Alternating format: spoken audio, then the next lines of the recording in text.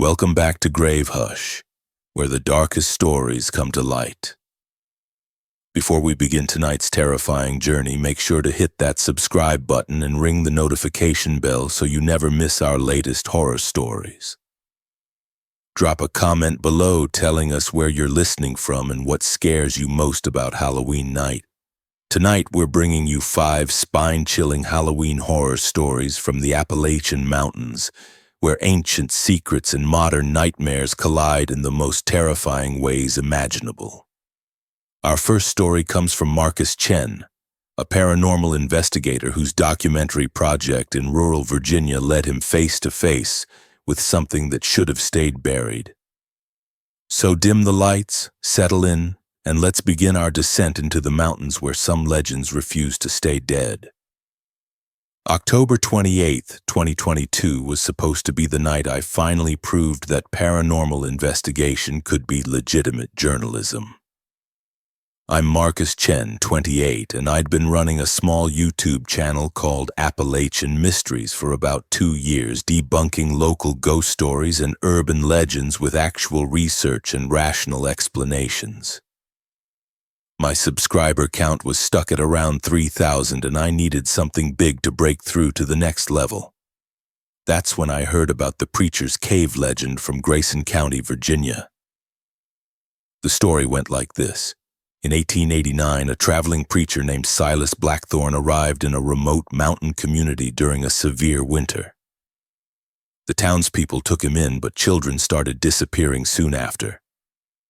When they finally searched his makeshift church in a limestone cave, they found evidence of ritual sacrifice. The townspeople sealed him inside the cave alive. Every Halloween since then, locals claimed you could hear Preacher Blackthorne still giving sermons from inside that sealed cave, calling for new converts to join his congregation. Perfect debunking material.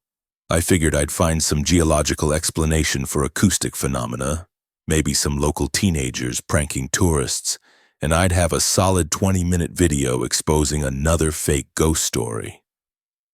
I drove up to Grayson County on October 28th with my standard equipment: night vision camera, EMF detector, digital voice recorder, and my usual rational skepticism. The cave was exactly where the local folklore claimed, about 3 miles up a hiking trail from the main road, hidden in a cluster of limestone formations that looked like they'd been carved by ancient water flow. What I found there changed everything I believed about the supernatural. The cave entrance had been sealed with concrete and rebar sometime in the early 1900s, but decades of weather had created small gaps along the edges. Not big enough for a person to squeeze through, but large enough to stick a camera inside. I set up my equipment around 9 p.m., planning to record for a few hours and capture whatever natural sounds were coming from inside the cave. Wind, patterns, maybe small animals, probably nothing supernatural at all. At exactly 10:17 p.m., I heard the voice. It wasn't wind. It wasn't animals. It was a human voice speaking in the measured cadence of a sermon coming from somewhere deep inside that sealed cave. "Dearly beloved, gather close to hear the word of the Lord." The voice was clear, distinct, and impossible. Nobody had been inside that cave for over 130 years. I immediately started recording, thinking I'd stumbled onto some elaborate Halloween prank. Maybe someone had installed speakers inside the cave, or there was a hidden entrance I hadn't found. But as I listened longer, the sermon became more disturbing. "The children of this mountain have strayed from righteousness," the voice continued. "They need guidance. They need correction. They need to join the eternal congregation." Then I heard other voices, faint but definitely there. Children's voices responding to the preacher like they were participating in a church service. "Yes, Preacher Blackthorne, we hear your word. We are ready to serve." I stuck my night vision camera through one of the gaps in the concrete seal and activated the recording function. What I saw on the screen made me drop the camera. The cave was enormous inside, much larger than it had appeared from the outside. And it wasn't empty. Dozens of figures sat on makeshift wooden pews carved from stone formations. Men, women, and children all facing toward the back of the cave where a tall figure in black robes stood behind what looked like an altar. All of them were completely motionless. Not breathing, not blinking, just sitting in perfect silence while the robed figure continued his sermon. And they were all wearing clothes from different time periods. Victorian dresses from the 1800s, work clothes from the Depression era. A few outfits that looked like they were from the 1960s or 70s. I tried to convince myself this was some kind of museum display, maybe a historical recreation that locals used to scare tourists. But then the preacher looked directly into my camera. His face was gaunt, skeletal, with eyes that reflected the infrared light like an animal's. When he smiled, I could see teeth that were too sharp, too numerous. "Welcome, Brother Marcus," he said, though I hadn't made any sound that could have alerted him to my presence. "I've been expecting you." I yanked the camera back through the gap and started packing up my equipment, but the voice followed me. "Don't leave so soon, brother. The service is just beginning. And you have such an important role to play." The children's voices started again, but now they were chanting something that didn't sound like English. The words seemed to crawl into my brain and make my vision blur. I ran down that mountain trail faster than I'd ever run in my life, leaving half my equipment behind in my panic to get away from that cave. When I got home and reviewed the footage, most of it was corrupted. Static and digital artifacts obscured everything except for a few seconds of clear video that showed the inside of the cave. It was empty. No pews, no congregation, no preacher. Just limestone walls and accumulated debris from decades of being sealed. But the audio was crystal clear. 43 minutes of sermon and congregation responses, including my name being called multiple times by the preacher's voice. I uploaded the video to my channel expecting it to be my breakthrough content. Instead, it got flagged by YouTube's algorithm and removed within hours for disturbing content that may cause psychological harm. 3 days later, I got a call from the Grayson County Sheriff's Department. They'd found my abandoned camera equipment on the mountain trail and wanted to make sure I was okay. "We get a lot of folks coming up here to mess around with that cave," the deputy told me. "But most of them have the sense to stay away from it after dark." "Have other people reported hearing voices?" The deputy was quiet for a moment.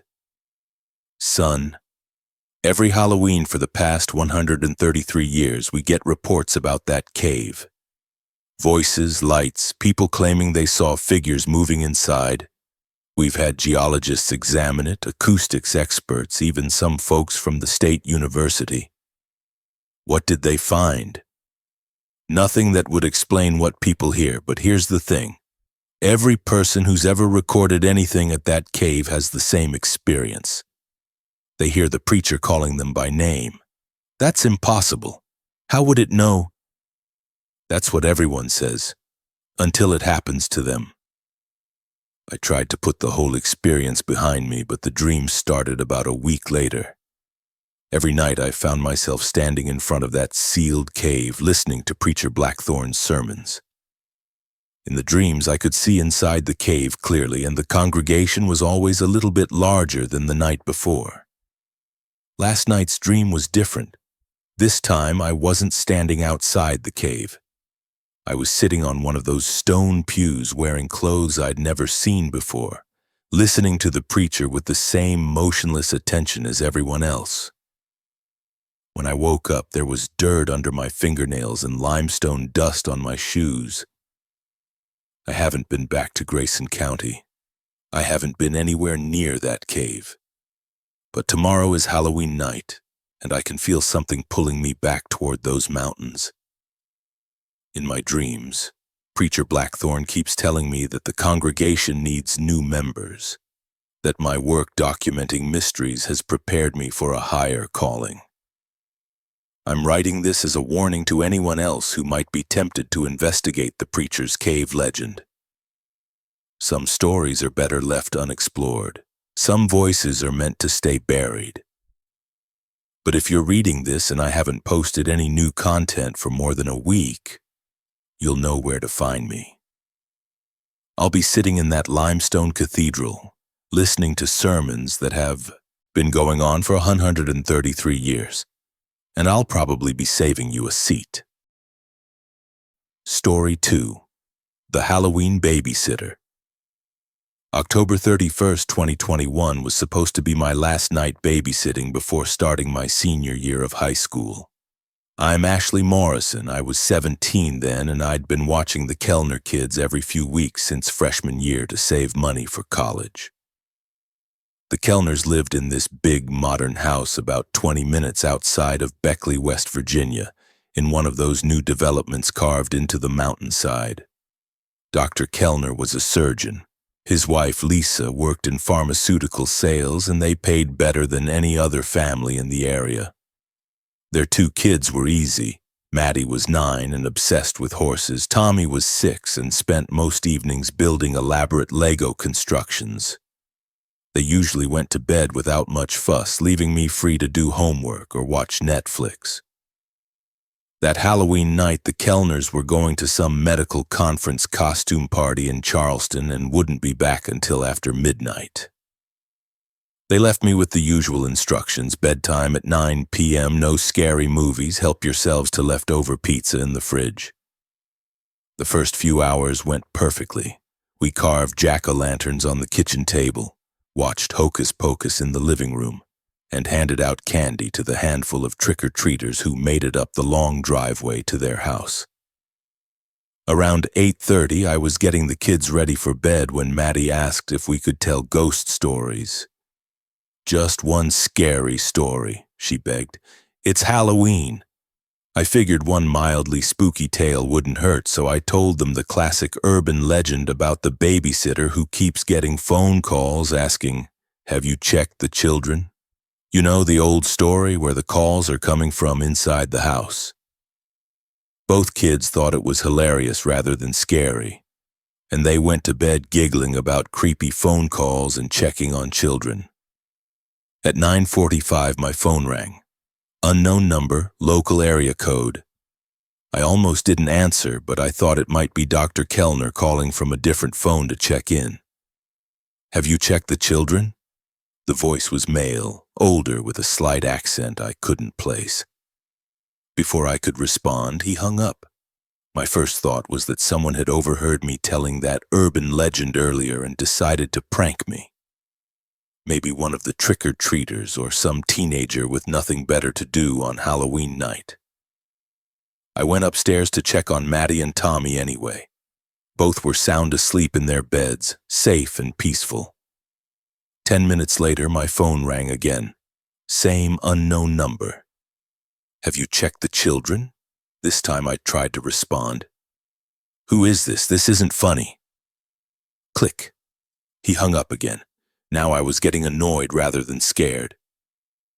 I blocked the number and went back to my homework. At 10:23, the house phone rang. The Kellners had an old landline in the kitchen for emergencies, and I'd never heard it ring before. I picked up the handset. "Kellner residence. Have you checked the children?" Same voice, same question. "Stop calling here," I said, but my voice came out shakier than I intended. "I'm calling the police." "You should check the children, Ashley." He knew my name. I hung up immediately and ran upstairs to the kids' rooms. Maddie was still in her bed, covers pulled up to her chin, breathing softly. Tommy was sprawled across his mattress with stuffed animals scattered around him. Both perfectly safe, exactly where they should be. But as I stood in Tommy's doorway, I noticed something that made my skin crawl. His bedroom window was open about 6 inches.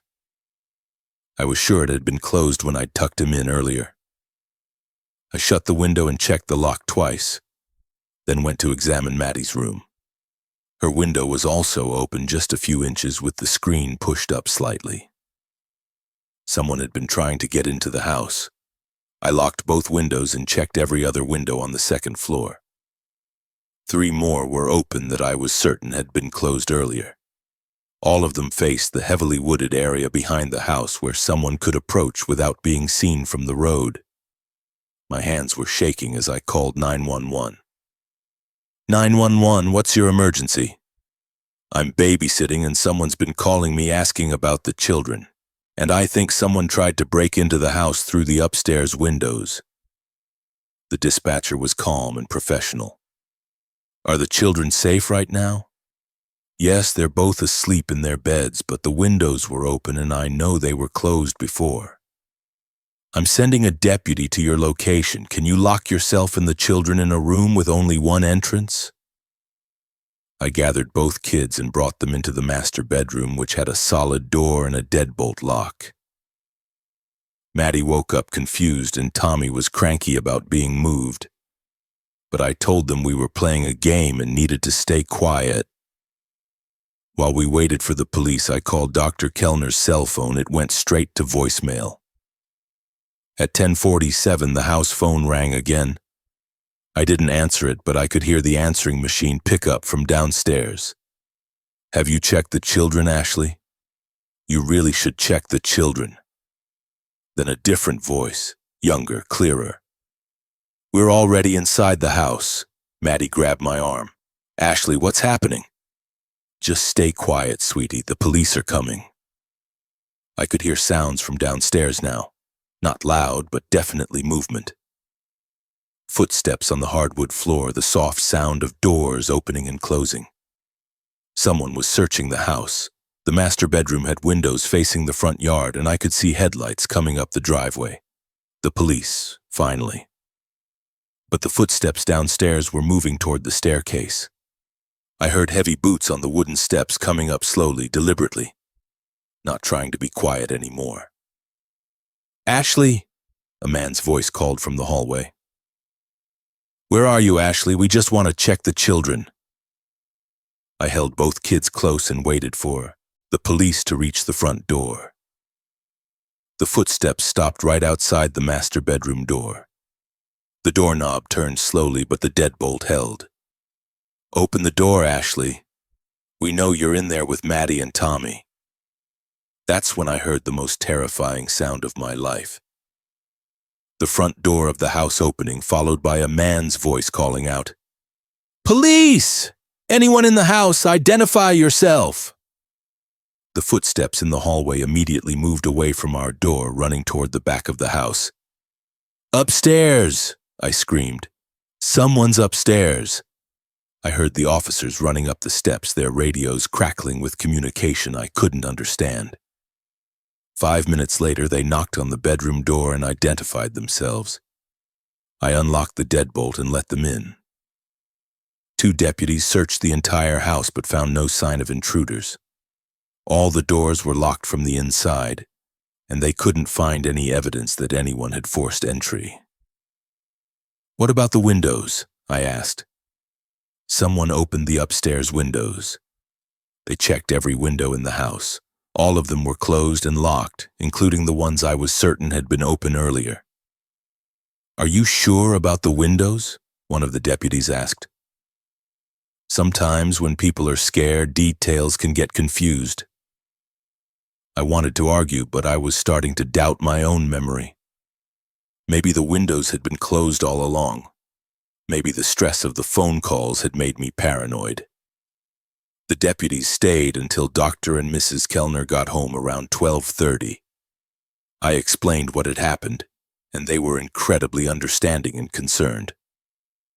Dr. Kellner checked the phone records and found that no calls had been made to their landline that evening. But I know what I heard. I know someone was in that house. The next day, Mrs. Kellner called to check on me and mentioned something that made my blood run cold. The strangest thing, Ashley. When we got home last night, both kids were talking about having the most vivid dreams. They both dreamed that strangers came into their rooms and were watching them sleep. I never babysat for the Kellners again. I told them I was too busy with senior year, but the truth was I couldn't shake the feeling that something had gone wrong that night, something beyond just prank phone calls. 3 weeks later, I saw a news story that made everything click into place. 2 men had been arrested in connection with a series of home invasions across southern West Virginia. Their method was to call houses during Halloween night, pretending to be pranksters, while accomplices checked for unlocked windows and doors. They targeted families with young children looking for houses where they could grab valuable items quickly while parents were out. The arrests were made after they tried the same technique on a house in Huntington, but that babysitter had called police immediately and officers arrived in time to catch them in the act. I realized how close we'd come to something much worse than just scary phone calls. If I hadn't locked those windows, if I hadn't called 911, if the police hadn't arrived when they did, the kids' dreams weren't dreams at all. Those men had been in their rooms watching them sleep, probably deciding whether it was worth the risk to take them along with whatever else they were planning to steal. Sometimes the scariest Halloween stories are the ones that are completely real. And sometimes the old urban legends exist because they're based on things that actually happen to people. I still babysit, but never on Halloween night, and I always check the children. Not because a creepy voice on the phone tells me to, but because real monsters don't need costumes to be terrifying. Story 3. The Corn Maze Worker. October 15, 2020 was the day I started working at Whispering Pines Corn Maze, and it was supposed to be the perfect seasonal job for a high school dropout trying to save money for trade school. I'm Derek Walsh. I was 19 then, and I needed something temporary that paid decent wages without asking too many questions about my incomplete education. The maze was located about 30 miles outside of Morgantown, West Virginia, on a 200-acre farm that had been converted into a Halloween attraction. The owner, a guy named Bill Carver, hired me to work evenings helping customers navigate the maze and ensuring nobody got lost or injured in the dark. The pay was $15 an hour for basically walking around a cornfield with a flashlight, helping confused families find their way to the exit. During the day, the maze was pretty straightforward. Families with young kids, teenagers on dates, the usual crowd looking for harmless Halloween fun. But Bill also offered midnight tours on weekends for people who wanted a more intense experience. These tours cost twice as much and were marketed as extreme horror. Actors in scary costumes hiding in the maze, jump scares, psychological effects to make the experience genuinely frightening. My job during the midnight tours was to stay hidden and monitor the groups with a radio, only intervening if someone got seriously lost or had a medical emergency. The corn maze changes people, Bill warned me during my first week. During the day, it's just a fun attraction, but at night, especially during the midnight tours, people can get disoriented. They start seeing things that aren't there, hearing voices, losing track of time. I figured he was just trying to hype up the spooky atmosphere, maybe justify the higher prices for the midnight experience. The first few weekend shifts were exactly what I expected. Groups of college students and adults looking for a scare, actors in monster costumes jumping out from behind corn stalks, customers screaming and laughing as they navigated the winding paths. But on October 24th, during my third midnight tour, something happened that made me realize Bill hadn't been exaggerating about the maze's effects on people. A group of 6 friends, all around 25, had entered the maze at midnight for the premium horror experience. They seemed normal enough, laughing, joking around, taking selfies with the scarecrow decorations near the entrance. I was monitoring their progress from my hidden position near the center of the maze when their behavior started to change. Instead of following the designated paths, they began pushing through the cornstalks themselves, creating their own routes through the maze. This wasn't unusual. Lots of people tried to cheat by going off path. But these customers were moving with purpose, like they knew exactly where they were going. Through my radio, I could hear the actors positioned throughout the maze reporting the same thing. The group was ignoring all the planned scares, walking right past the jump scare locations without any reaction. "They're not responding to anything," came the voice of Jake, one of our actors dressed as a zombie. "I jumped out right in front of them and they just walked around me like I wasn't there." 20 minutes into what should have been a 45-minute experience, I lost radio contact with the group entirely. Their laughter and conversation, which I'd been able to hear faintly as they moved through the maze, just stopped.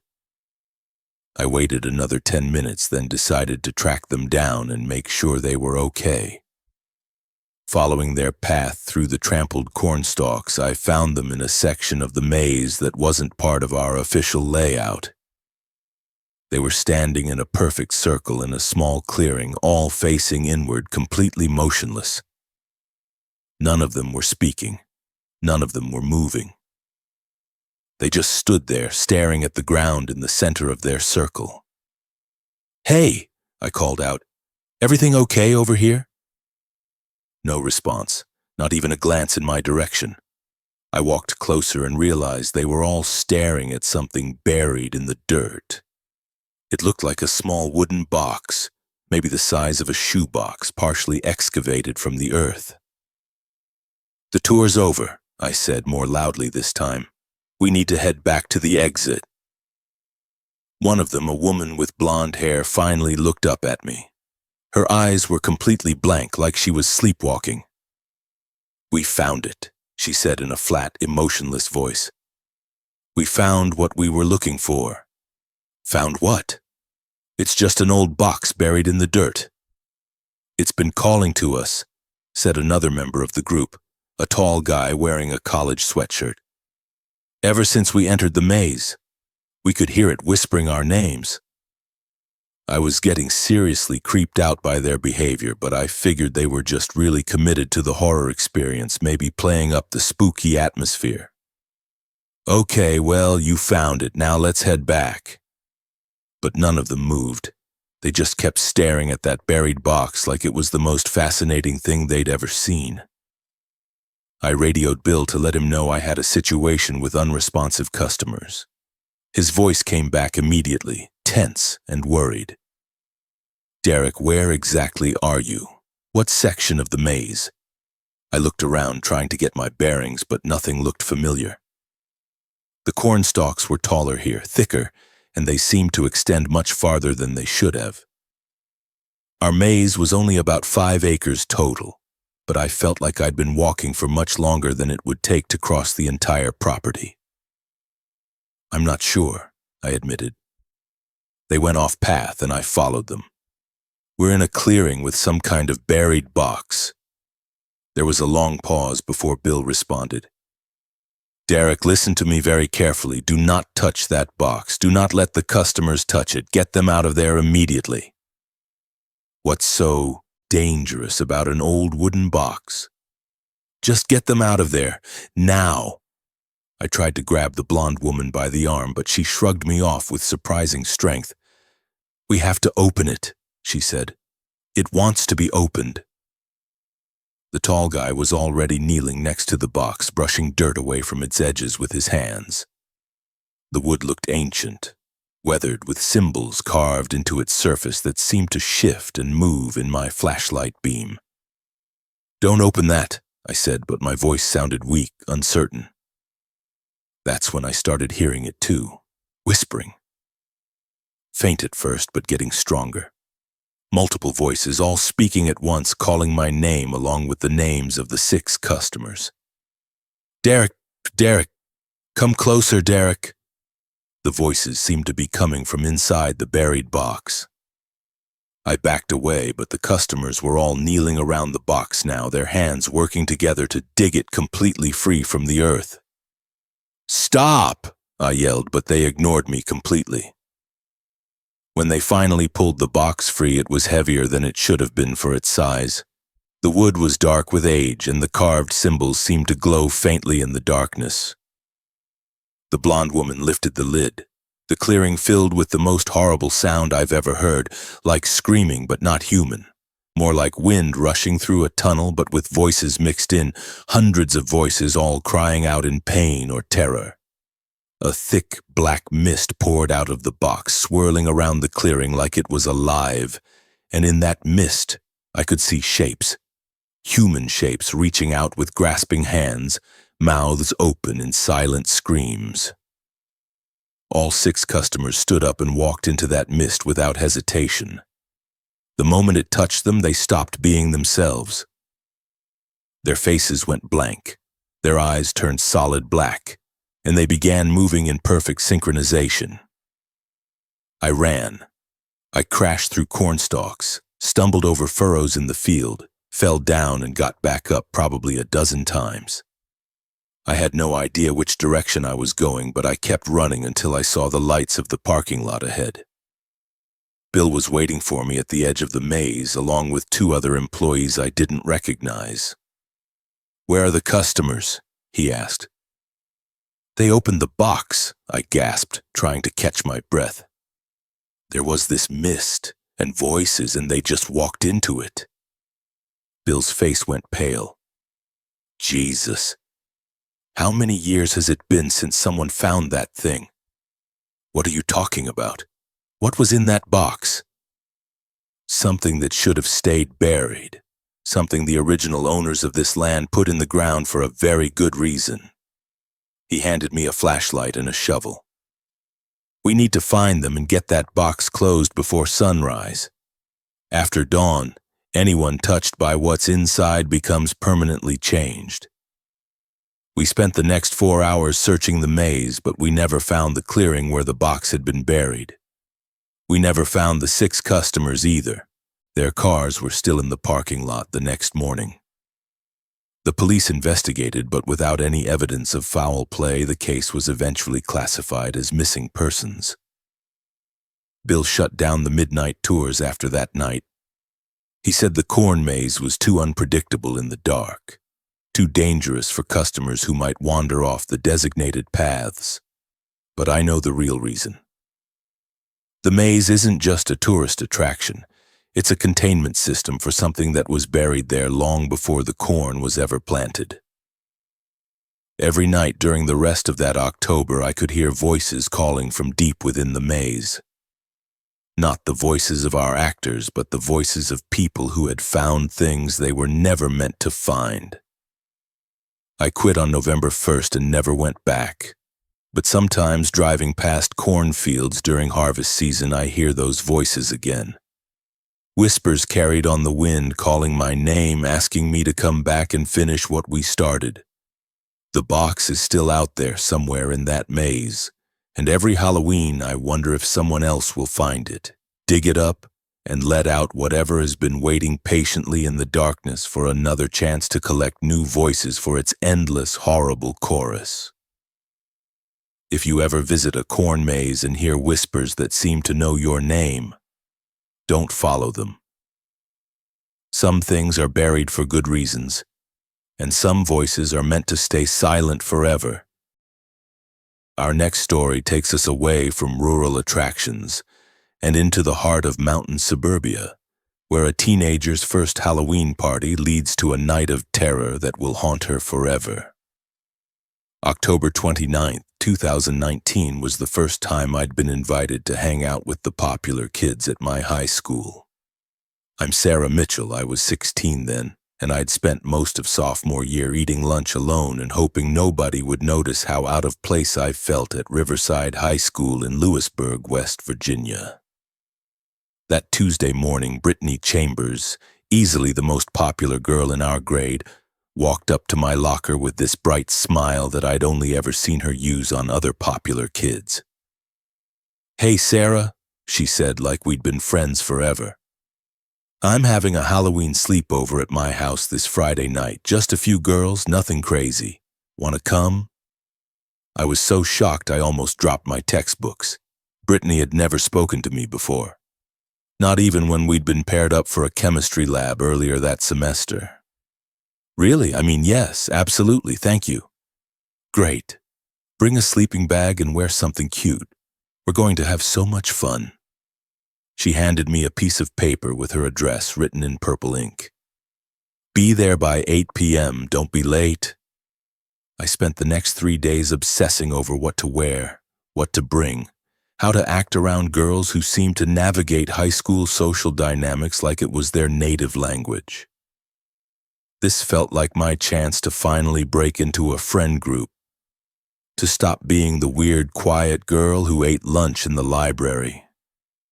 Friday evening, I had my mom drop me off at Brittany's house in one of those new subdivisions where every house looked identical except for minor variations in shutters and mailbox designs.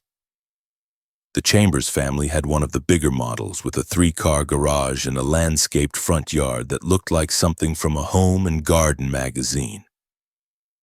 Brittany answered the door wearing designer pajamas that probably cost more than my entire outfit. Behind her, I could see 3 other girls from our grade, Madison Fox, Chloe Winters, and Ashley Brennan. All of them part of the group that sat at the best lunch table and seemed to have their lives perfectly figured out. "Sarah, you made it!" Brittany hugged me like we were old friends, which felt weird but nice. "Come on in. We're just getting started." The house was exactly what I'd expected. Immaculate, expensive, with family photos showing perfect smiles and vacation pictures from places I'd only seen in travel brochures. "Where are your parents?" I asked, noticing how quiet the house seemed. "Oh, they're at some boring medical conference in D.C. this weekend," Brittany said. "We have the whole place to ourselves." For the first few hours, everything was perfect. We ordered pizza, painted our nails, and watched romantic comedies while gossiping about boys and teachers. I was actually starting to feel like I belonged with these girls, like maybe I'd finally found my place in the social hierarchy. Around 10 p.m., Chloe suggested we play Truth or Dare. I should have known that's when things would get complicated. The first few rounds were harmless, admitting crushes, calling boys, and hanging up. Typical sleepover dares that felt more silly than scary. But gradually the questions got more personal and the dares got more intense. "Sarah, truth or dare?" Madison asked during my 4th turn. "Truth," I said, thinking it was the safer option. "Who do you like? And don't say nobody because we all know you stare at someone in the hallway." I felt my face burning with embarrassment. There was a guy, Tyler Morrison, who I'd had a crush on since freshman year, but I'd never told anyone. "Tyler Morrison," I mumbled. The other girls exchanged glances that I couldn't read. Brittany smiled in a way that made me nervous. "That's so sweet," she said. "Tyler's really cute. You should totally talk to him." A few rounds later, it was Brittany's turn to ask me again. "Sarah, truth or dare?" This time I chose dare, figuring it couldn't be worse than admitting more embarrassing secrets. "I dare you to call Tyler right now and tell him you like him." My stomach dropped. "I can't do that. It's 11 p.m. and I barely know him." "Come on," Ashley said. "It's just a phone call. What's the worst that could happen?" They were all looking at me expectantly, and I realized this was some kind of test. If I chickened out, I'd go back to being the weird girl they'd never invite anywhere again. "Fine," I said, pulling out my phone. "But if this ruins my life, it's your fault." I looked up Tyler's number from our school directory and dialed before I could change my mind. He answered on the 3rd ring, sounding sleepy and confused. "Hello?" "Hi, Tyler, it's Sarah Mitchell from school. I know this is weird, but I wanted to tell you that I really like you." There was a long pause. "Sarah, how did you get my number?" "The school directory. Look, I'm sorry for calling so late. I just thought..." "This is really creepy, Sarah. Don't call me again." He hung up and the other girls burst into laughter. Not friendly, supportive laughter, but the kind of cruel giggling that made my cheeks burn with humiliation. "Oh my God, his voice!" Chloe gasped between laughs. He sounded so freaked out. You should have heard yourself, Madison added. I really like you. So desperate. I realized I'd made a huge mistake. This wasn't a friendly sleepover invitation. This was entertainment for them, a chance to watch the weird girl make a fool of herself. I think I should go home, I said quietly. What? No way. Brittany grabbed my arm. The night's just getting started. We have so much more fun planned. Before I could protest, she led me upstairs to her bedroom where the other girls were already spreading out sleeping bags. The room was huge, with a walk-in closet and a bathroom that was bigger than my bedroom at home. Let's play another game, Ashley suggested. Something really scary for Halloween. Brittany pulled out an old wooden board from under her bed. It looked handmade, with letters and numbers burned into the wood and a heart-shaped piece of glass that served as a pointer. My older sister made this Ouija board in art class, she explained. It actually works. We contacted my great-grandmother last time we used it. I didn't believe in Ouija boards, but I also didn't want to seem like more of an outsider than I already felt. We sat in a circle on the floor with the board in the center, everyone placing their fingertips lightly on the glass pointer. Brittany asked if there were any spirits who wanted to communicate with us. At first, nothing happened. Then slowly the pointer began to move. H-E-L-L-O. Is someone pushing it? I asked, but all the girls denied moving the pointer deliberately. What's your name? Brittany asked. The pointer spelled out S-A-R-A-H. That's your name, Chloe said, looking at me with wide eyes. The spirit has the same name as you. Ask it something else, Madison suggested. How did you die? Brittany asked, B-E-T-R-A-Y-E-D. Betrayed by who? F-R-I-E-N-D-S? I was starting to feel genuinely uncomfortable. Whether the other girls were manipulating the pointer or not, the messages felt too specific, too targeted. This is getting weird, I said. Maybe we should stop. No way, Brittany insisted. This is the best connection we've ever had.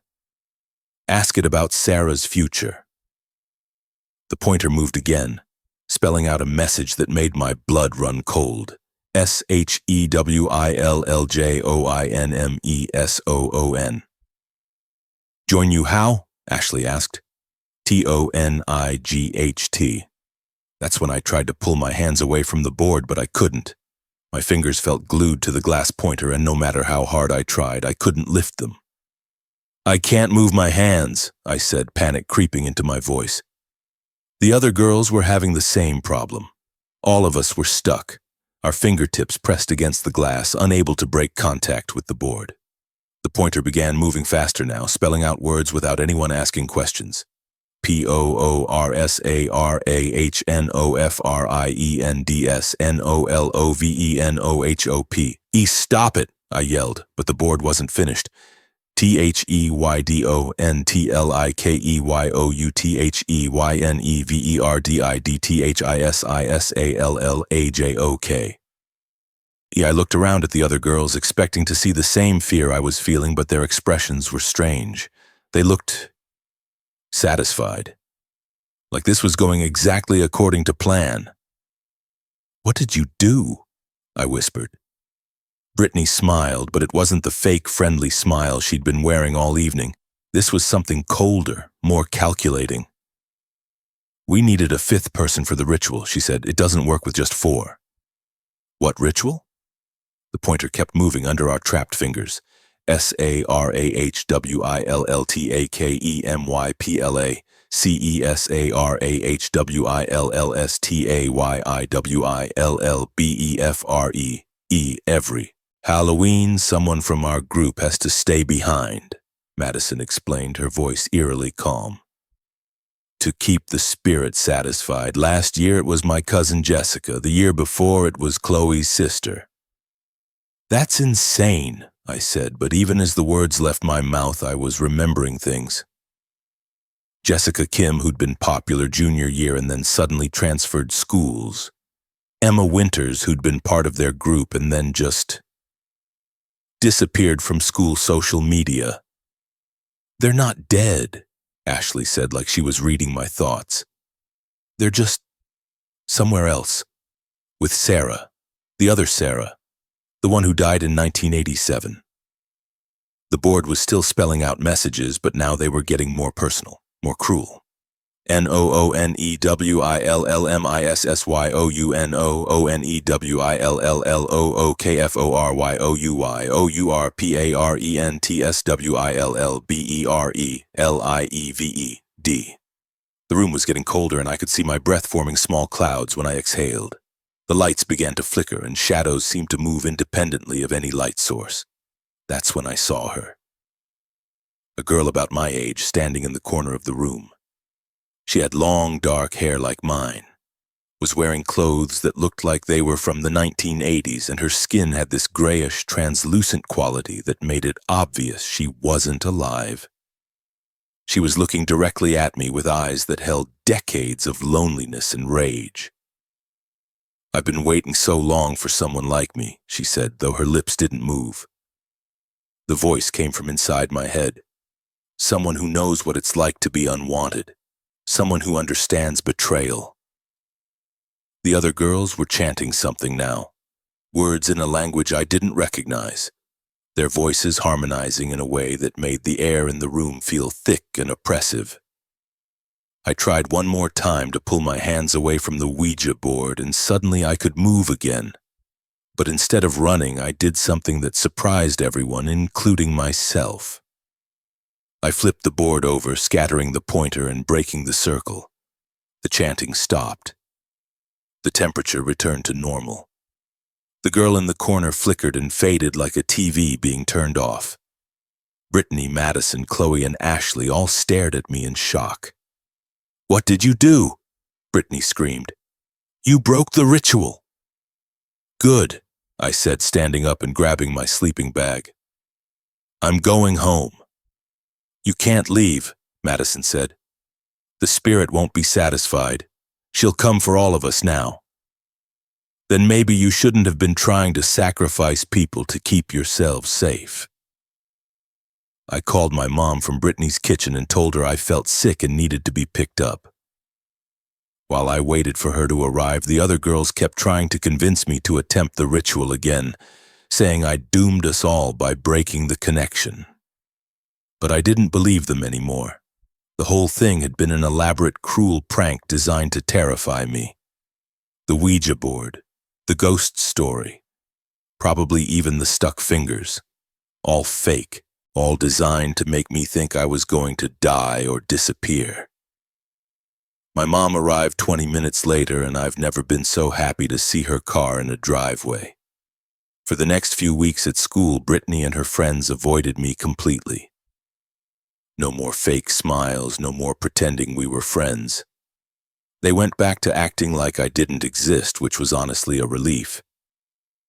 But about a month later, something happened that made me wonder if maybe the ritual had been more real than I'd wanted to believe. Ashley Brennan stopped coming to school. Her parents told the administration she'd been accepted to a boarding school in another state, but nobody could remember her ever talking about applying anywhere. 2 weeks after that, Madison Fox's family moved away suddenly. Her mom told people it was a job transfer, but Madison left behind her car, her boyfriend, and all her belongings. Now it's been 3 years since that Halloween sleepover, and I'm about to graduate high school. Brittany and Chloe are still here, but they're different. Quieter. They sit alone at lunch now, looking over their shoulders constantly, like they're waiting for something to find them. Sometimes I wonder if I really did break a supernatural ritual that night, or if I just broke the cycle of bullying and cruelty that those girls had been perpetuating for years. Either way, I learned something important. Real friendship doesn't require sacrificing others to protect yourself. And sometimes the scariest monsters are the ones who look just like popular high school girls. I still get invited to parties now, real invitations from people who actually like me. But I never play Ouija boards and I never trust anyone who thinks hurting others is acceptable entertainment. Some games aren't worth playing no matter how badly you want to fit in.